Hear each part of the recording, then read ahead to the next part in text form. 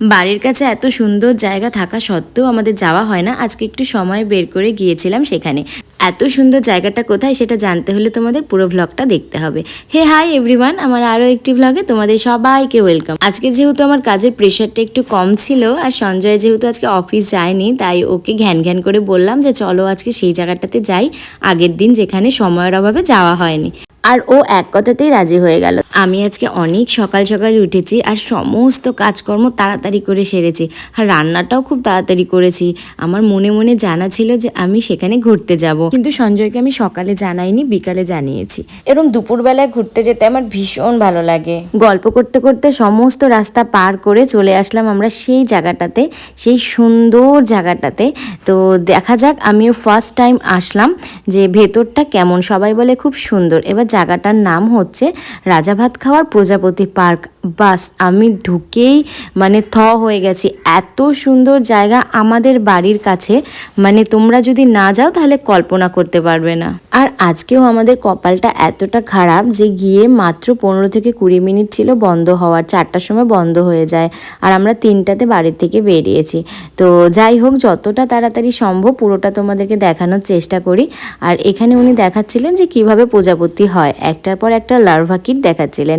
তো যাই হোক, এগুলো দেখে আমরা তাড়াতাড়ি করে ভিতরে ঢোকার চেষ্টা করছি যে কতটা প্রজাপতি আমরা দেখতে পারবো। সত্যি কথা বলতে প্রচুর প্রচুর প্রচুর প্রজাপতি, মানে কিন্তু ক্যামেরাতে ধরা যাচ্ছিল না, এত দ্রুত ওরা দৌড়াচ্ছিল, মানে এত দ্রুত উঠছিল। আর আমি একটা জিনিস খেয়াল করলাম যে প্রত্যেকটা প্রজাপতি একই কালারের, বেশিরভাগ প্রজাপতি একই কালারের, মানে অরেঞ্জ অ্যান্ড হোয়াইট।